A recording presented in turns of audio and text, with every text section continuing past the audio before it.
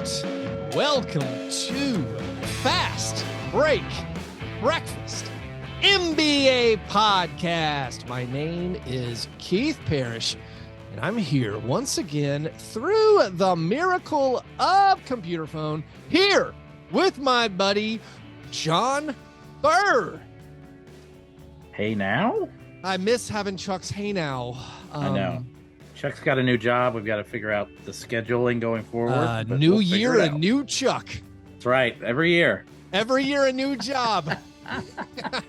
Every calendar year, it rolls around. Chuck's got something new on the docket. He does. He's working, I believe he's working part-time, is my understanding.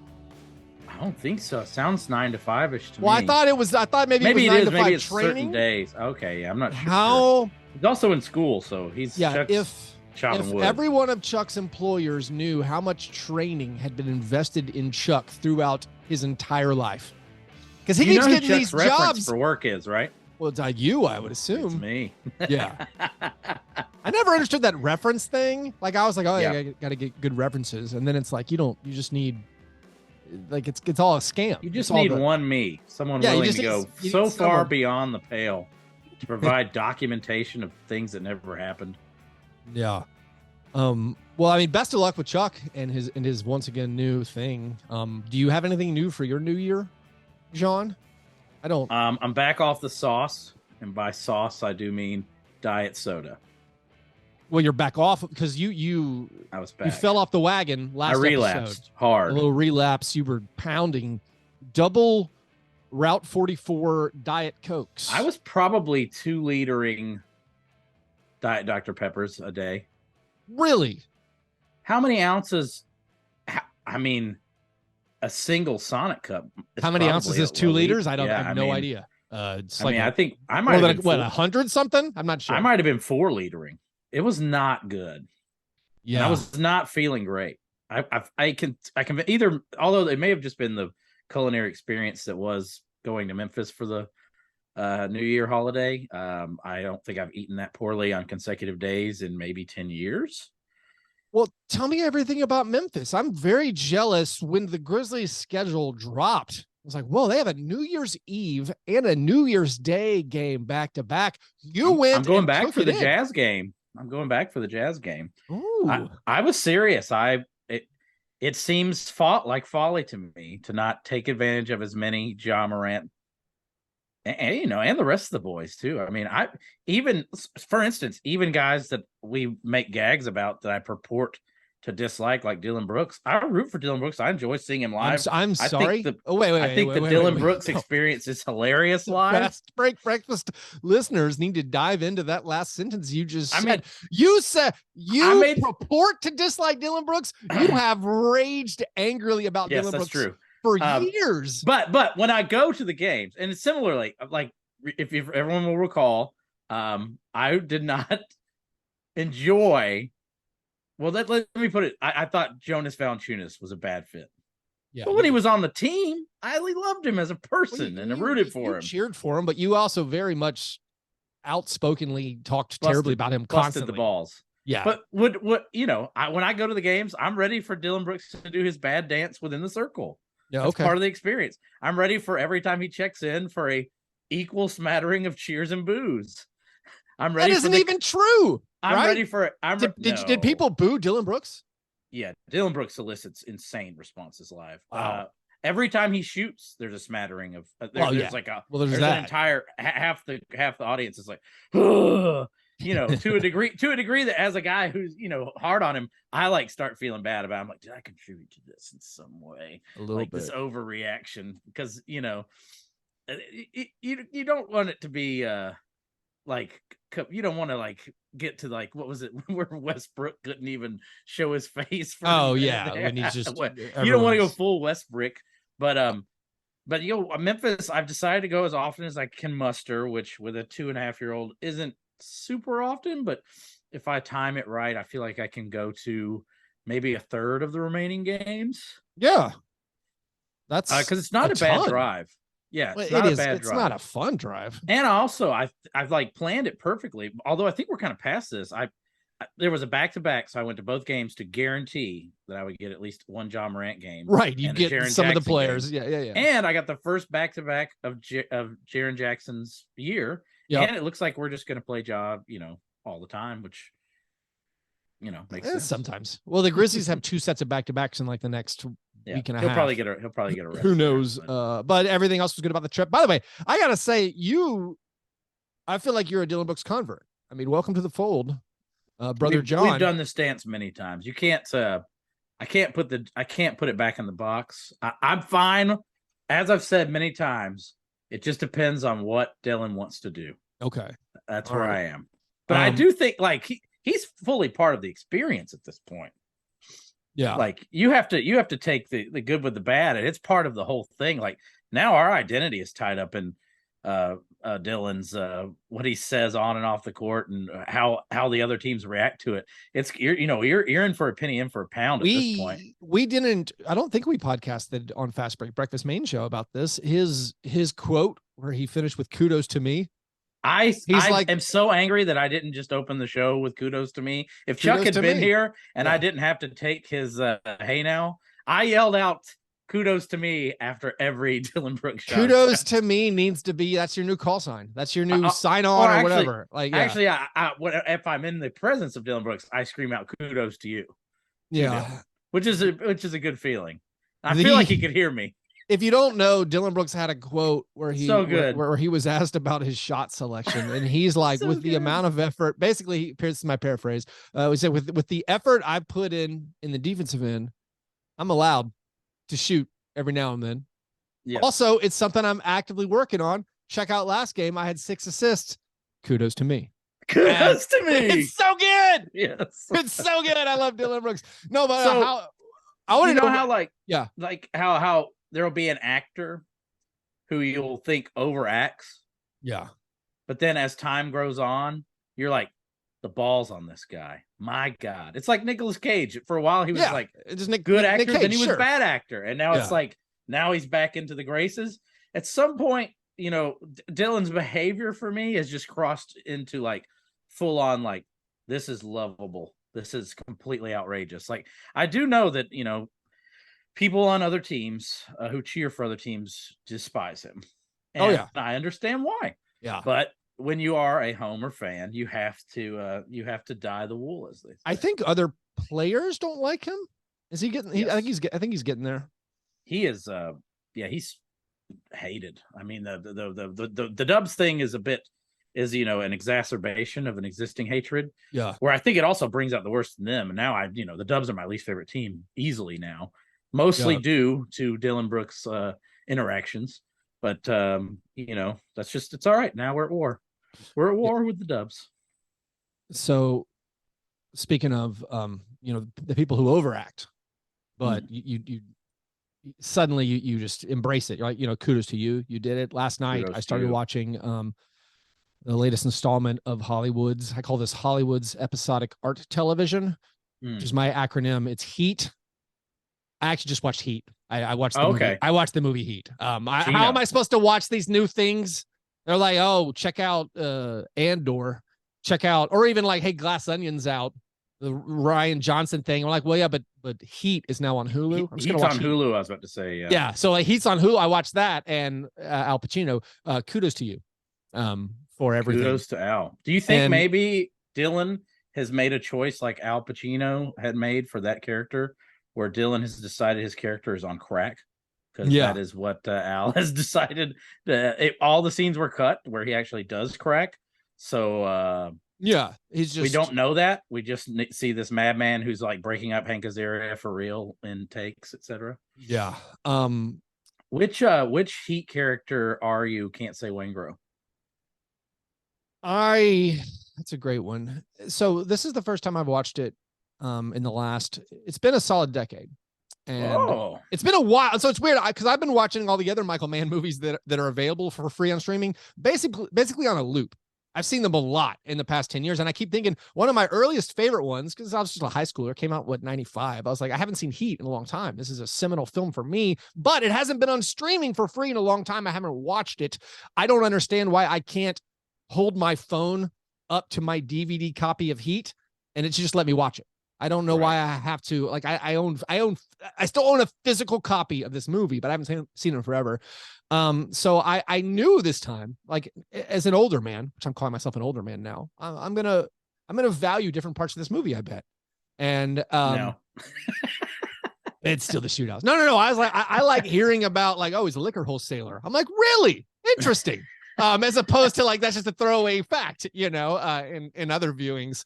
Who do I most relate to? I'm not cool enough or reckless enough to be Val Kilmer. Who among us? Who is? I am not sick enough, I think, to be to the Tom Sizemore. I'm worried I'm Tom Sizemore. I'm gonna go with maybe the Danny Trejo. Like, I'm in. Just, I think you're Van Zant. I could. Oh, Van Zant could be. I wish I had that much together. That much going on. Anyways, no, we're way in the weeds. We should. Chuck is definitely the short order cook. Yeah. He's just like, I'm gonna get an honest job. I'm gonna one last job. No matter what, I'm gonna stick with this honest job. I hate this job. Turns out my boss is evil. Well, all right. I'm gonna do this little thing on the side. No, I would. In Memphis, what were the extracurriculars? Any good? Any breakfast? We can go there. Have you had a breakfast? Mucho breakfast. Yeah. Although, like, a lot of things were closed because of the holiday, we still kind of just did our diligence. We definitely hit the Arcade restaurant, the oldest restaurant in Memphis, for an incredible breakfast. We did my favorite kind of secret favorite barbecue place. I don't know if it's that great, but it's really fun, and you don't have to put up with the crowds that you do at most Memphis barbecue joints. It's called Elwood Shack. Yeah. They also have a great breakfast there. So did a couple of breakfasts, but just honestly just ate so much barbecue and fried chicken that my body, I could feel the sodium in my pores. And I looked different in the mirror. Because typically what I do is I basically schedule my bad meals for podcast days or days when I see friends. Right. And then to kind of live by the strict regimen of my girlfriend, except for, about good for once a week, just ordering something insane in the middle of the night, just to break it up and make sure I do remain a fat person. Yes. But 2.5 straight days of just, basically gas station level food, definitely took a toll on me. And I, just spent not an insignificant amount of time on WebMD Googling my symptoms. I definitely have a resolution to get to Memphis. It takes me like a month to plan. Like, I gotta go. Really? See, I'm very and I always forget. Like, I can't with the 2 kids in the school, and I can't just spur of the moment these things. And so I forget. I get so wrapped up in the podcasting, and then it's like, oh, it's January. I only got like 3 months of regular season. Once I start planning a month out, I got February, March, April. I got to do something. So yeah, I got to plan my Memphis trips. My breakfast, it's Christmas break or holiday break. The kids are out for 3 weeks. It's a lot. And one way to get to the day that we've used since basically the start of the COVID pandemic has just been garbage breakfasts. Just like, let the kids do whatever they want, just if they'll be quiet in the morning. So we introduced them to a new sugar cereal they haven't had before, the classic Cocoa Pebbles, which they call Cocoa Fruity Pebbles. And they were like, my wife took them to the store, got the Cocoa Pebbles. They come home and they're like, Dad, did you know there's a Fruity Pebbles that's chocolate? It's called Cocoa Fruity Pebbles, and it turns everything to chocolate milk. I'm like, yeah. So they had it. Their reviews, they were both disappointed. They were let down. How many treats have I spoiled these kids on to the point when they receive Cocoa Pebbles, they're like, not that good. My son didn't like it. He's like, it got too mushy. I'm like, it's chocolate milk. What are you upset about? Did it at least, to quote Frank Zappa, make the water turn black? Yeah. I mean, I like, my son doesn't put milk on cereal a lot, but with the promise of chocolate milk at the end, he's like, all right, I'll do it. But because this man's become accustomed to a dry cereal, I need to acquaint him with grape nuts. He's used to a crunchy, hard cereal. When the Cocoa Pebbles started getting a little softer, he was like, oh, this is nasty. I'm out. And I'm like, you just poured a whole bowl. And so I'm not gonna say I ate leftover. I poured myself fresh and new. I am not so down where I will eat leftover soggy Cocoa Pebbles, but I did in fact partake in the Cocoa Pebbles because I was worried they weren't enjoying them enough. This is like I think I get it. I think your son elite wants childhood Cocoa treat Puffs. for me. Yeah, I think you're I a think your Cocoa son Puff wants man. Cocoa Puffs. Oh yeah, he might. Sounds like he's we weren't a describing. Cocoa Puff family. We were a crispy. We were more of the crispy cereal unit in my household growing up. But it was always the bland. It was store brand Rice Krispies. That's what it was. But anyways, those were our breakfast. After our breakfast, we can move to some basketball talk with our breakfast in bed apologies. It's our chance to make right. We might have gotten wrong on a previous episode. Actually, I lied. My apology is not basketball related. I was going to correct some pop culture references we have made in recent episodes, talking about Walker, Kessler, Walker. We're talking about the Kessler run in Star Wars. No, it's the Kessel run. One of our listeners wanted to point that out. Made sure we were on it. For the record, I knew. Yeah, John knew. He was playing along. John, our pop culture master. Also, for the record. Also, a listener wanted us to know that the sitcom Alf from our childhood, we were talking about how its series finale ended on a cliffhanger. We got actually, there was a straight to VHS official series finale. I did not know about. If I knew about this, I forgot about it. I did not know about this. Is it canonical? I'm not sure, but apparently there was a wrap up, a conclusion, a Deadwood movie of the Alf series. They apparently wrapped up some storylines. It was straight to VHS. I've never seen it. I don't think I knew it existed, but I apologize for not having or for disseminating some partial truths with our pop culture knowledge and references. John, anything you'd like to apologize for? Yeah, I'm sorry that I made such a big deal about Luka pulling off the free throw miss to himself play. Oh, yeah. As that's now just happenstance and will be done every week, it appears. Maybe by Luka again, maybe by Donovan Mitchell, but seems like that was unique for about 48 hours. So I made a very not thought out joke last week about how all these spectacular scoring numbers, it's a sign of the end times. I'm concerned. This is harbingers of doom. Things are not quite right. I was just joshing around, making content for this bi-weekly podcast. But now, after watching Donovan Mitchell pull off the same feat like Luka did, and not only that, like Luka does it, scores 60 points. Now Donovan Mitchell does it and goes over 70. Almost got a triple-double too. What's happening, John? Is this is just the simulation is glitching? We saw this missed free throw play and the spectacular scoring numbers, and now we see it again. It made me ill at ease. It made me uncomfortable. Like it goes so long, you don't see these things, and then for sure. I mean, I think so. Clay had 54 points. Joel Embiid had 48 points, and these are just like not line items. Giannis had he did 55. Yeah, he had a career high. See, there's Tuesday night. They just keep coming. And you had that. I mean, early in the year, Devin Booker was going like he had 50 something through three quarters, didn't play at the end. He had that other game where he went for 60 on the final play. Now like this Donovan Mitchell thing, 71. I mean, and I do think the Donovan Mitchell one. So I just watched it this morning.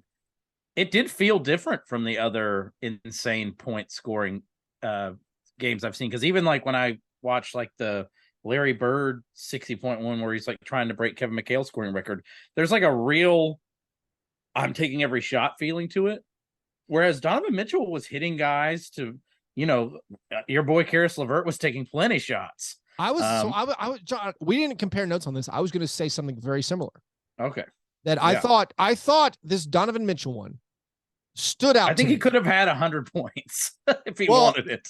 I thought this was really funny. I post lots of stats online constantly, and I bring them on the show, and I'm like, this is the first player since this to do, so-and-so. And a lot of times they're real odd things. And, they're not that impressive. Or even if they are, you're like, all right, I did it. I assumed no one's ever had 44 points, 20 rebounds, and 13 4th. or whatever. Yeah. But someone big was like, this is the highest scoring NBA game since Kobe Bryant's 81, according to so-and-so stats something. I'm like, well, yeah, everyone knows that. Yeah. Like, how that's who didn't know that? Like, I'm confused. Like, I mean, I'm somewhat sympathetic that I forget everything, but like everyone knows that. The thing I found different about it in the Devin Booker 70-point game, even in the Kobe Bryant 81-point game, yes, it's like it became a game within the game. Well, yeah, there's a lull. It doesn't end on this apex. There's like the Clay, is it the 37-point quarter? Yeah. The 37-point quarter ends on an apex. It is pure Al Pacino doing crank off screen. It is like great ass. Yeah, it ends on the crescendo where you're like, that was ridiculous. Yes, the Kings were playing basically non-NBA players, and Clay, but still, Clay scored a ball basically in the last 6 minutes, and it was like, this is nuts. But even that, the fourth quarter, there's nothing. It's like a big letdown. The Kobe 81-point game at the end, it's most of it's from the foul line. And it's like he's just getting fouled and like he's scoring, but it's like he wasn't like on fire, like there was a time on the game he was on fire, but it doesn't end on the crescendo. The Devin Booker 70-pointer, obviously the end was farcical with them fouling to get the ball back and such. This one ended on the crescendo, where like he was just on fire. And he, like you said, in every facet. Yeah, like it didn't feel like he was forcing the ball. He's still hitting pull-up three-pointers and they're going in, but he's also like making defensive plays, assisting on other people's plays. I don't have any stats to back this up, but I watched the game this morning. Yeah. Did he do all of this in the second half? Because his first half was very normal. Well, I haven't looked at the splits actually. And then in the second half, it was just like an explosion, like an orgiastic explosion of points. It felt like he only had like 10 points. Said the last 14 points shouldn't have counted. Is that what the the last 2-minute report comes out? Which, if this isn't this should be the end. Once again, another moment to shut down the last 2-minute report. Please just end it. When it says, "Hey, that's 71." It should be called the confirmation. It should be called the confirmation bias report. So they said it was a lane violation, right? And I'm sympathetic to Bulls fans, but like it was close. I don't think it was blatantly obvious in the moment, but still, the NBA is saying, "Oh yeah, that last putback shouldn't have counted. Should have been a lane violation. There never should have been an overtime. There shouldn't have been a 60-point game, let alone a 70-point game." But no, he did a lot of that. So he did a lot of the damage, obviously, at the very, very end there. Did you watch, this is tangential, but did you watch the Zion Williamson lane violations in the Grizz game? Oh, you can hear it. Yeah, they started calling lane violations in the Pelicans Grizzlies. And so, when you listen, when I listen to the games on my laptop with headphones on, I can hear the court mics way clearer. Like I can understand what the players are saying. And a lot of it was Jaren Jackson Jr., who got called for a lane violation, started yelling for the lane violation. He was like, that's me. That's me. And then they would give him the call. So I'll flex a little bit. I was sitting very close. Oh, nice.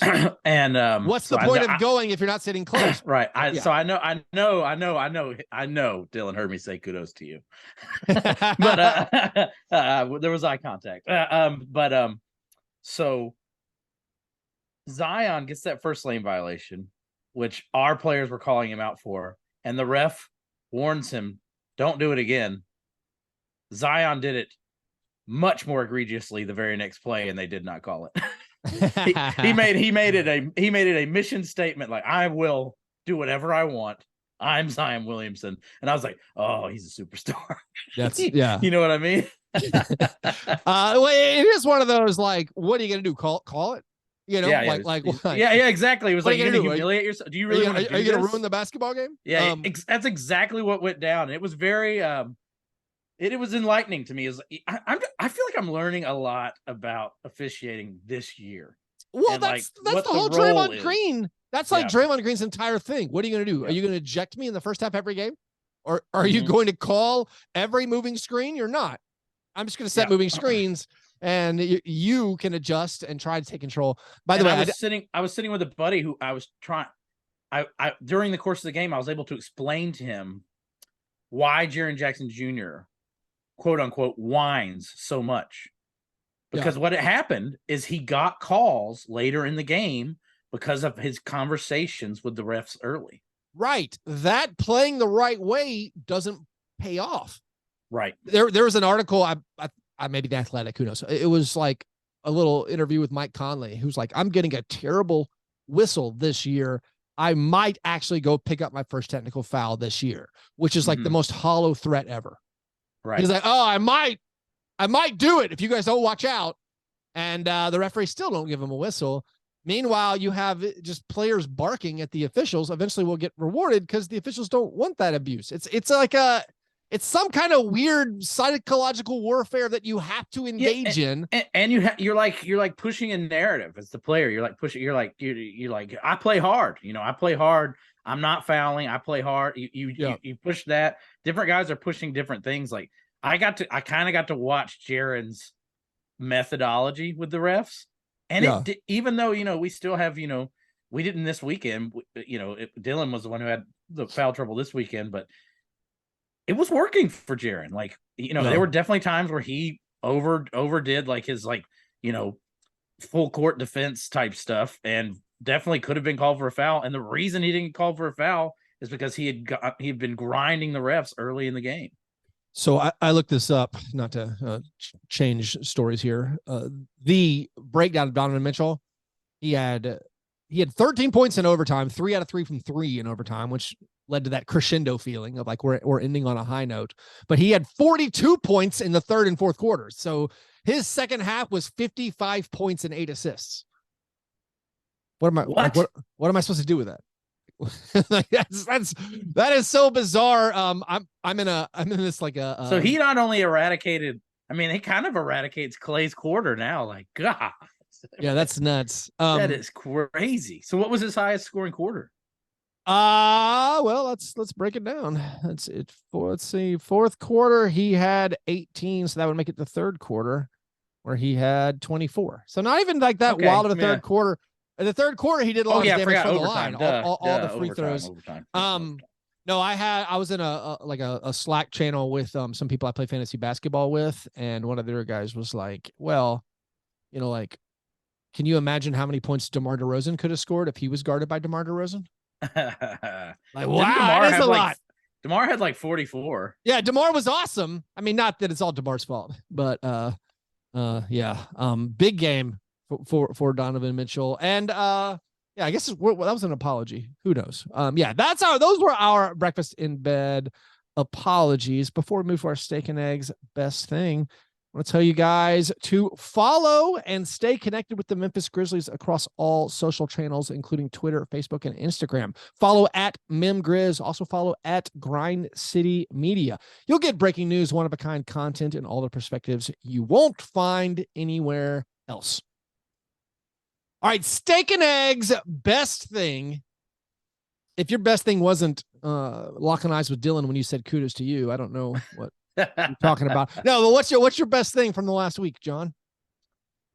I'm just kind of completely enamored with watching the Knicks play, which I can't believe I'm saying out loud. Tell me everything. And I know it's because it's supposed to be because they're finally good at offense, but I hate to get all Tibbs on you. It's still about the defense for me. Watching those Knicks guards bully people like Chris Paul with their length and girth, as it were, is just it's a highlight for me right now. And as much as I want to give tons of credit to Jalen Brunson because I've always been a supporter, I just love watching the guys like Quickly and just bully Grimes, just bully people. It's a different kind of basketball that I'm used to. I've gotten. We're talking about these high scoring, highfalutin, statistical outlier games that just keep happening to the point where they're no longer outliers. If you turn on the Knicks, that's going to be hard to do against them. You're going to have to do that against Julius. I feel like I feel like you've definitely opened yourself up to someone dropping 60 in the Garden. Yeah, for sure. But I mean, it's just the Knicks. I know they're only 20-18, but I think the Knicks are legitimate, and I think they're fun to watch on D. And I think they're a team that I thought would be better than most people did. But if I'm being honest with myself, I didn't think it would be in this fashion. I thought the identity would be more on one side of the ball or the other, but really it's both. It's both methods are working for the Knicks right now, and I'm excited to see where they end up in the East. I think they're 8th right now, but I feel like they're not going to be a play-in team if they can just keep this level of fortitude up.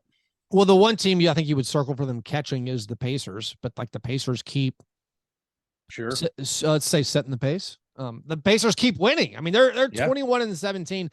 I was watching that Pacers game against the Clippers, like a Saturday afternoon. I believe it was New Year's Eve. That was a disgusting Haliburton game. I'm watching that game where Haliburton is just, because I've been praising the Clippers for winning all their games since whenever Kawhi plays, and Haliburton just said like, no, I am just going to keep going. And I know we've talked a lot about that Sabonis and Haliburton trade, and like I think people have settled on the win-win. Worked out for both teams.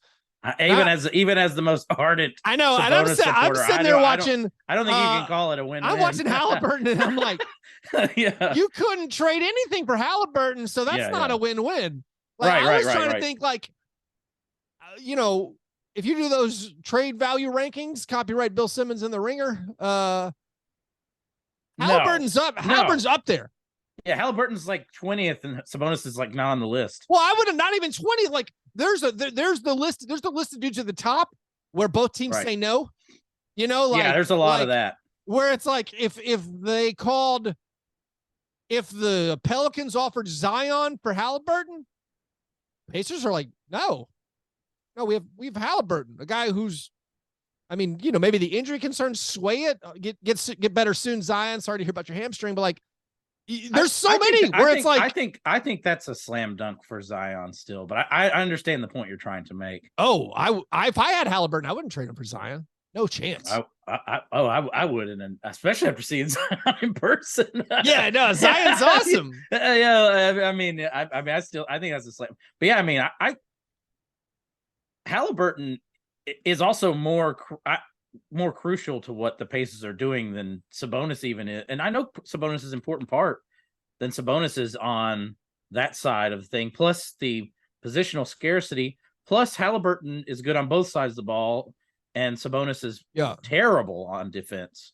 But still an awesome offensive player. I wonder what if you're doing. I'm not going to do it on the spot because it seems too hard to do it, and I haven't researched it. But it's like if you're starting your franchise, period. Right. You're starting your franchise going forward. You're going to take probably all right. We still get 5 to 7 years of Giannis and Jokic. Probably, you still got Embiid out there, but then when you get to the next level of stars, I feel like he's one of them. He's one of the ones where it's like Ja Morant. Then it's, I don't know. I mean, maybe like Anthony Edwards is incredible. Anthony Edwards had a month where he had 35 steals and 35 threes. That's probably a both say no. Yeah, both say no. I think both say no, and that's pretty illustrative of what we're talking about. Yeah, so like I don't know. I'm blown away by. Do you want to? Can we do some real quick? Sure. Well, you want to throw some out? Let's do Donovan Mitchell. That's Mitchell right now. I mean, see, you're thinking about it. I'm thinking about it. That's a good one. The Mitchell thing's wild because everyone's having to do an instant reappraisal of Mitchell right now in real time. The Cavs haven't everyone lost is probably needs to admit that we just weren't giving him enough credit. Yeah, the Cavs haven't lost this year when Darius Garland's out. Yeah, they're undefeated when it's Mitchell and no Garland. Darius Garland had 50 points this year. Yeah. No, but it's so weird. Where like. What about Shea? So that's another one. For me, that's both teams say no. I think that's Shea. I think Shea's the better player. He's the better defender, but there's something about the fact that Haliburton is such a better shooter. And and a better passer, where I'm like, I don't know, man. And I'm pretty sure their ages are Haliburton does similar. not show up like the game you saw was awesome. Haliburton game. Yeah, he's not a guy who regularly blows me away, but you have to think that is coming. Yeah, I just think because of the career arc. Shea, you'd say he's better at shot creation, getting his own maybe bucket. Yes, he's the best. Besides Donovan Mitchell, he's probably the best at getting his shot in the league. Yeah, I mean, I for me, that's a both teams say no. I mean, clearly the Thunder aren't doing the trade, but I do not think the Pacers would either.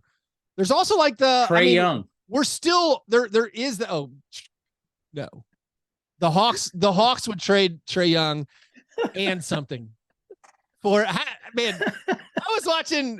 What game was that?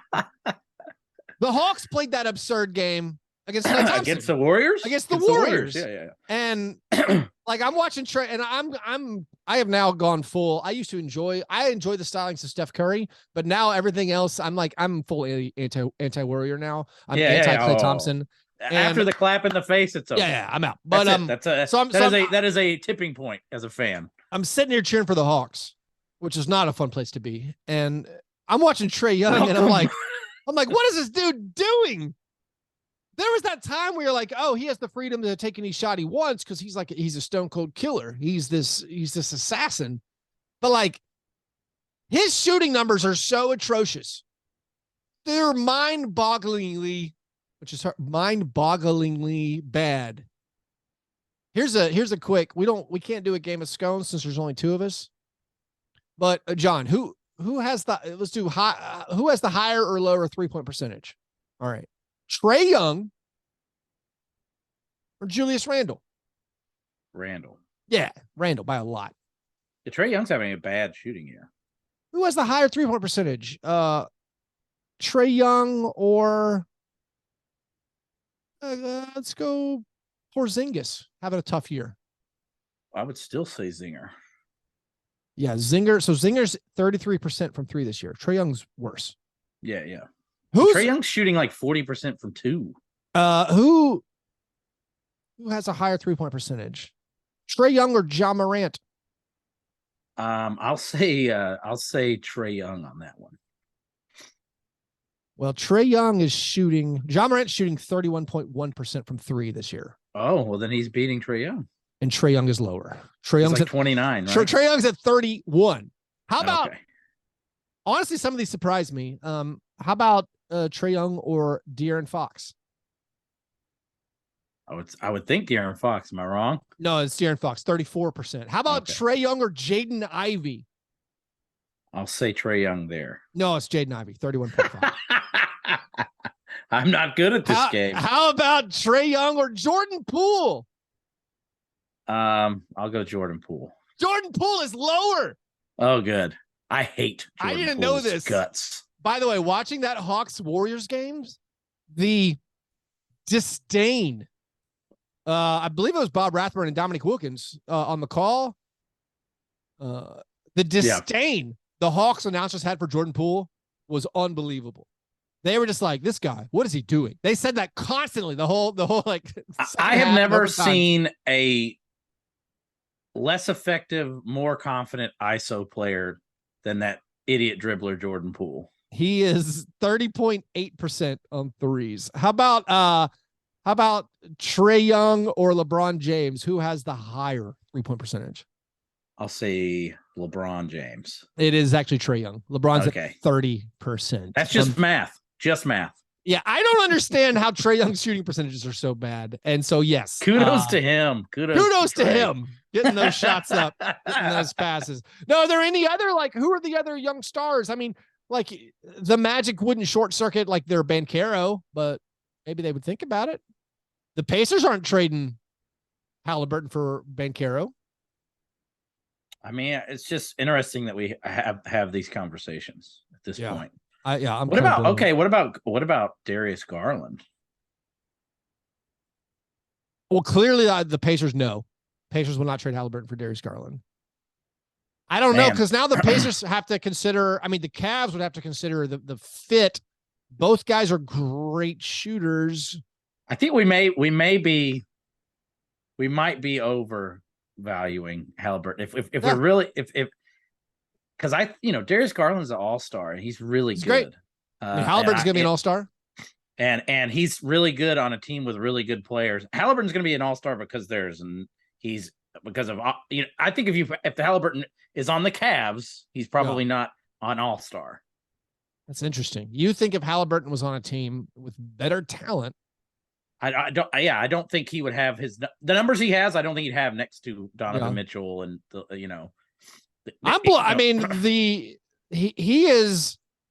he's feeding some mouths, I feel like, on the Pacers. Like Miles Turner having a career year, Buddy Hield, who I know you dislike, horrible, lighting it up. And despite all that, they're starting like Aaron Nesmith, Andrew Nembhard's Aaron Nesmith is a Pacer starter now. He has been, and like the Pacers still being 21-17 is wild. I own Aaron Nesmith in regular fantasy. That's weird. No, I want to go back. I want to put a bow on your Knicks thing. Okay. The Knicks and the Nets over the last 15 games have the top 2 net ratings in the NBA. Obviously the Nets are 14-1, not looking like they're ever going to lose again. The Knicks are plus 10 points per 100 possessions in their last 15 games. So basketball is back in the Big Apple. Here's my best thing, John. My best thing is a little bit Grizzly centric. It's that I'm pretty sure you can win the West this year without being elite. I think you can be the 1 seed in the Western Conference without having being totally awesome. It's definitely not that way in the East, but yeah. You're so right. I think back to the month of December for the Grizzlies, and I'm like, there's some bleak moments, man. Like we got humiliated on Christmas Day, ruined our Christmases. We got destroyed by the Suns when they didn't have anybody.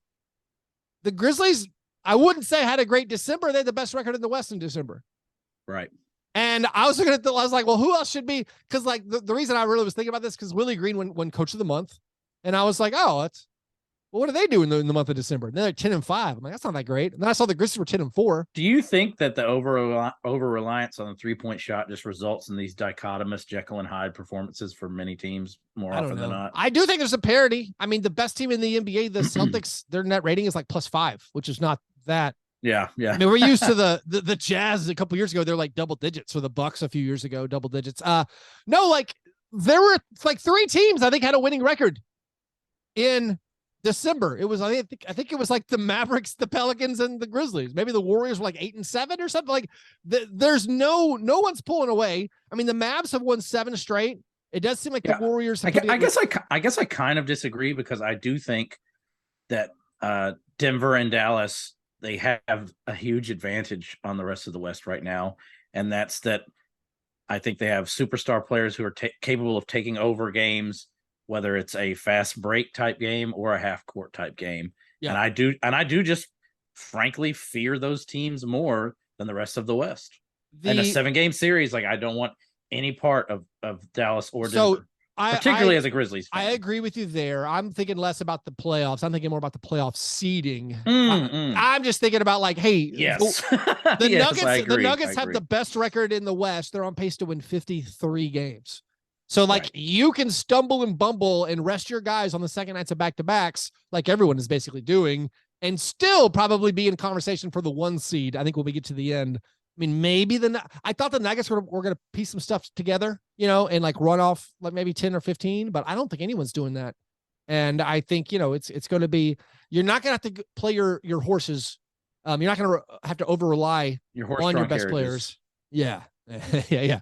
You're going to be able to just take it easy, horse and buggy your way towards 53, 54 wins and be in conversation for that 1 seed. Anyways, those were our best things. The opposite of our steak and eggs best thing is our cream of wheat worst thing. What's your worst thing, John? What's your cream of wheat?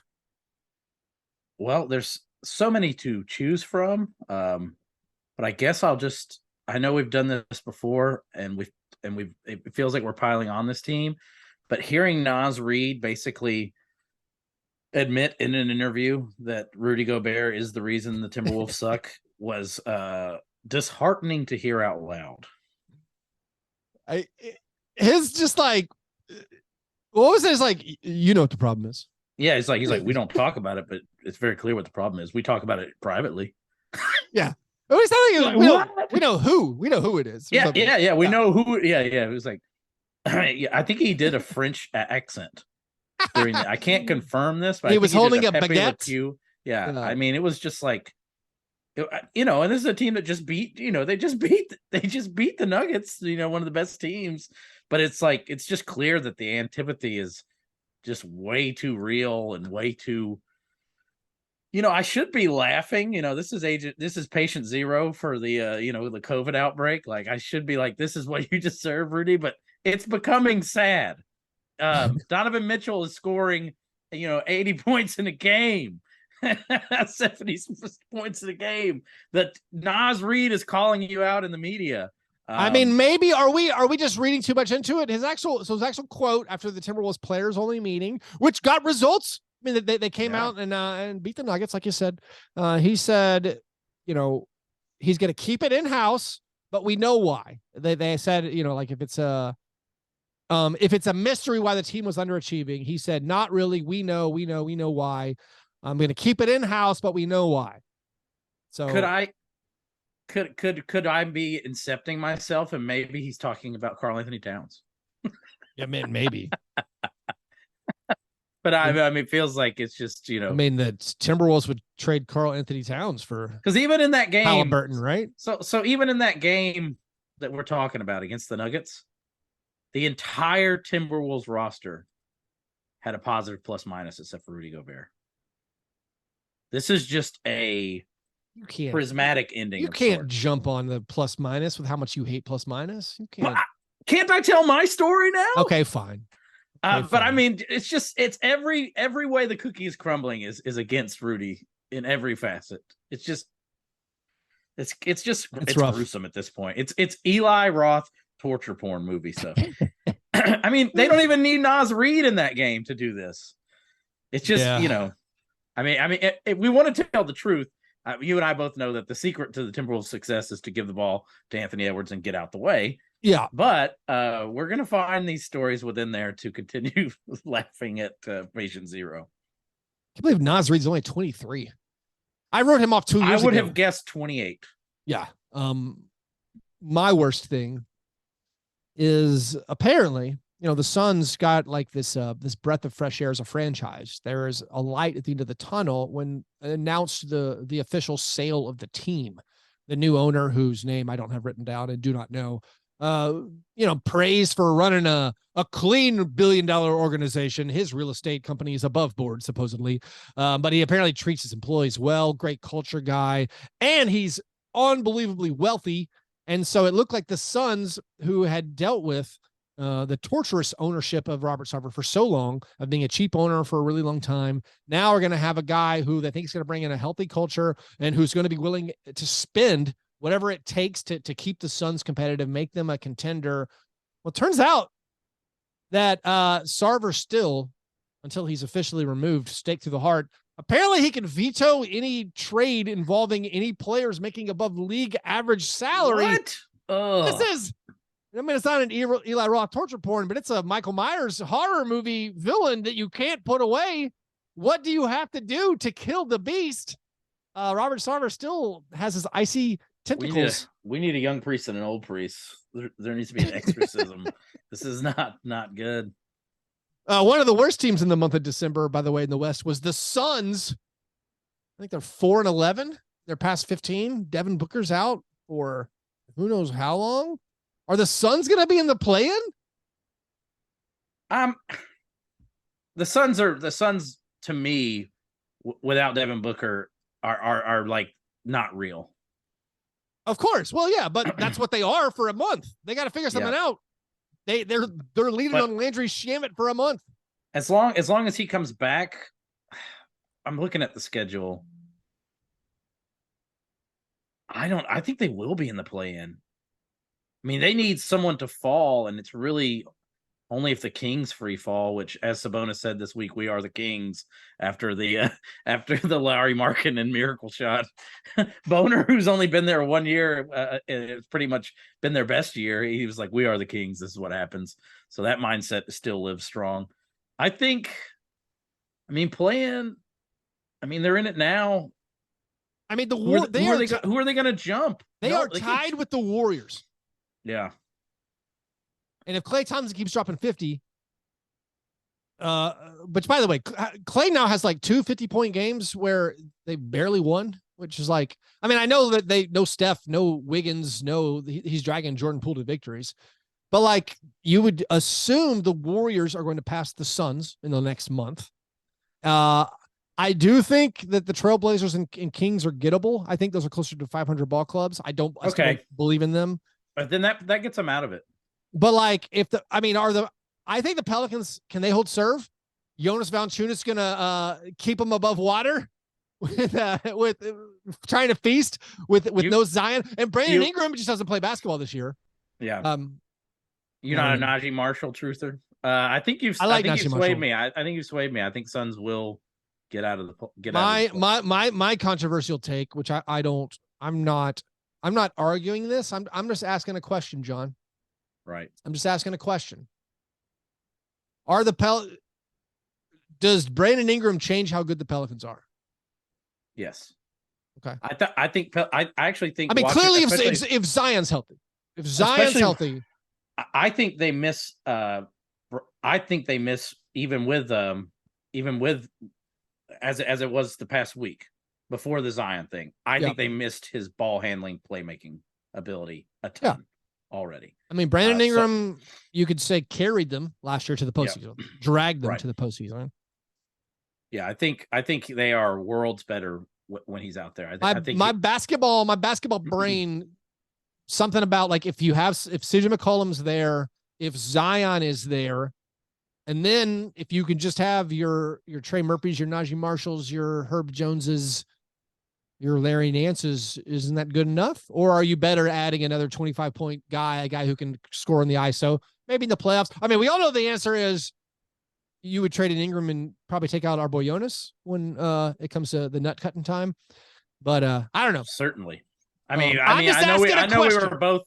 know we were both very sad when Jonas fouled out. Here's why Willie Green won Player of the Month. I mean, this is why Willie Green won December Western Conference Coach of the Month over Taylor Jenkins, because Willie Green lets Jonas Valanciunas foul out, and Taylor Jenkins does not let Jaren Jackson Jr. foul out. That's it. It's even not because he will let Dillon he let Bane foul out. Was that did anyone ask him post game? Did they screw up? Because that was one of the funniest things where like they pull out all the bigs. They pull out the backup bigs the Grizzlies do when they get in foul trouble. They're like, who cares if Brandon Clark or Santi Aldama fouls out? So but then Bane fouls out quickly. You're like, yeah. Can we get into Grizz again, or is this too Grizz and grindy? That's fine. So Taylor lets Bane play with 5 fouls. Yeah. And Dillon. He let Dillon play with 5 fouls. And Dillon turned into a shell of himself. And was not the Dillon I'm used to, where he makes life hell for everyone. Dillon was bad on defense. Dillon just went out there and he was everything you fear a player with 5 fouls being. Right. Is that what he thinks Jaren is going to do, but he's not even going to give Jaren a chance? I mean, maybe that is what Jaren would do. I mean, because I kind of saw it, but he kept Dillon in there. So none of it made sense to me. I was completely lost. Like, that game revealed nothing to me about Taylor Jenkins' mindset, because it was just like, wow, this is so mysterious and strange. But I don't have an answer. After the way he'd consistently treated foul trouble for years, and I've been harping about it, like, just let your guys foul out. Who cares? Then to let Bane foul out was kind of funny. Maybe they knew he was hurt and needed to get out of the game. Anyways, those were our worst things. Before we get to the awards segment of the program, we have a couple of listener submitted questions. The croissant questionnaire. Briggy asks, you're in a World of Warcraft dungeon. I might have to do some explaining to you, Keith. Yes, please. You need a tank, a healer, and 3 damage dealers. Which 5 NBA players do you pick, and for which roles? So the tank, Keith, is like your big guy who soaks up damage. Makes sense. Okay. Your healer, that's pretty much, you got that. Probably get an assist guy. Might even get Haliburton in there. And then damage dealers, we need our flamethrowers. Tank is a big question, because to me, if you're just soaking up damage, I think, and we're gonna have 3 damage dealers. This build that Briggy has, this is a very an aggressive build. Okay. I think we go with a Steven Adams type. Well, you gotta. I mean, honestly, some of the biggest, toughest, strongest guys. It's the people we've been talking about: Jonas Valanciunas and Steven Adams. I think you can't go wrong there. I mean, the way Steven Adams has manhandled some other big centers in the past week. You know, I saw him do it. You were in person. You saw both Valanciunas and Sabonis get shoved around by I bet the unders on both of those centers that game. The Sabonis one, by some miracle, didn't really work out that well, although the rebounds was Is joyous. Zion a tank level guy? I think Zion is like, he does too much damage. Okay. So okay. He's more of a, I think for a tank, and you know what, this may not work out because with taking all that damage, that would lead to a lot of foul shots. So I don't know if you want Steven Adams there, since he can't make any of those at all. Maybe we want. What about Bane? Because he would kill it from the line. If Bane's got that thick, stout torso, those tiny, gigantic arms, those short, gigantic arms. I think we use him as one of our damage dealers if we gotta have Bane. If we can't have too many Grizzlies, I think. Sure. For a tank, maybe Evan Mobley. Oh, you won? All right. Defensive stalwart. Are we only talking for defense here? Leads the league in defensive win shares. Give me a Draymond Green. Not bad. Who's so now we got our healer. Our healer. Do we want to stay on the Tyrese train, or should we go with someone a little more proven? For me, just based on appearance, I like Robin Lopez. Feels like some kind of wizard healer to me. I feel like Jokic kind of heals your team, heals what ails you. Yeah, certainly. He can turn anyone into a threat. Damage dealers, I think we just go with like, your top scorers. I'd go Doncic, Embiid, Giannis. I feel like do attack the basket guys have any in my mind? Like this is why I can include Donovan. Shea. In Ant Edwards, someone who's just attacking constantly. I went with the power gamer build. You're doing a much. I could honestly do a Russell Westbrook. Give me a Russell Westbrook. As a damage dealer, no. That's an Elon Musk level build. Wow, build. I know. That's outside the box. He's known for his poor World of Warcraft builds.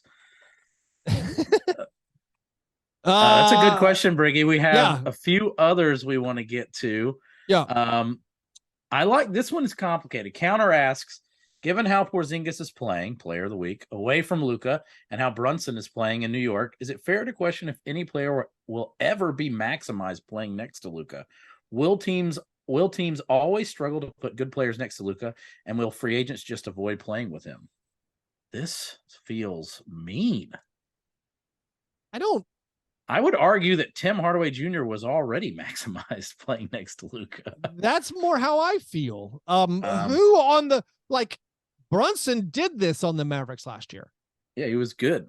He was good. Porzingis, it was obviously a bad fit, but I don't know. This is but when Porzingis played, what more do you want he was good. He was fine. Like scoring 25 points on the Wizards. Yeah, scoring 25 points a game on the Wizards as opposed to scoring 20 on a better team. That's not the Wizards aren't maximizing someone. Like I believe Porzingis when he played was maximized. I feel like what more do you think Christian Wood would do anywhere? I think Christian Wood right now is being maximized with Luka Doncic. I think what more do you want Spencer Dinwiddie to do? Dinwiddie he is reaping the benefits of playing alongside a guy who draws all the attention. I would portray the Mavs' troubles as front office troubles. Now, I do think there's a question to be asked about why, much like it takes Clay's miraculous throwback 50-point games for the Warriors to eke out victories, why does Doncic have to score, 51 points and have 9 assists and no turnovers to beat the Spurs by 1? Why did it take a 60-point 60-point triple-double triple-doubles, to beat the Knicks in overtime? Is that something wrong with the heliocentric offense where they're not as efficient as if they more equally distributed the shots and the offense? I don't know. Is that a Luka problem? It feels like this is a Harden transplant question, roster problem. And now that we can't say this, since Harden is on a team that has other thriving superstars, we've moved it over to Luka. But I don't know, Counter. I sense antipathy here, and that is, you're right. I also have had moments where I haven't enjoyed watching Luka so much, but he's so good in big games and so good in the moment that it kind of I get over the Harden stuff. He's now had several no turnover games this year, which is kind of mind boggling with how much he handles the basketball. I think he is an awesome big play defense guy. I think he had 2 coming into the season and has 3 this season, like 2 in his entire career. He also, his shooting percentages are way up, and not like he's not even hitting his 3-pointers really, like he has before. It's just he's gotten way more efficient scoring in the paint and from mid-range, and like everything's working. He's getting to the foul line at a career high rate, I'm pretty sure. So Luka's doing some special stuff. I think it's more of a front office problem. And I've been like a down player of Luka. I feel like I've been more open to questioning, like, I don't know if all the stats are good, but I think he is playing so well this year and right now where it's like, no, I think if you brought in other good players around them, they're going to thrive. They're going to be awesome.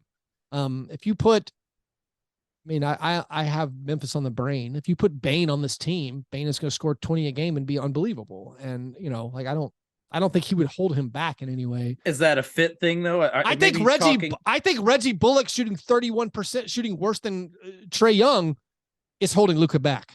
Well, it's not Luka's fault that Reggie Bullock's wide open and misses wide open Trae shots. Young. Bullock. Excuse me, I said that wrong. Reggie Bullock. Right, Reggie Bullock. Ryan Darling asks, is Trae Young really that guy? No, we already hit this. No. I will say that I think this could be, a year where whatever's going on is affecting the play. Whatever's happening with McMillan. So, he's still, one of the leading scorers and assist guys in the league, and has in the past found ways to take over games beyond his scoring that are suddenly gone now. Now it's more like, okay, I can't score, you score, DeJounte.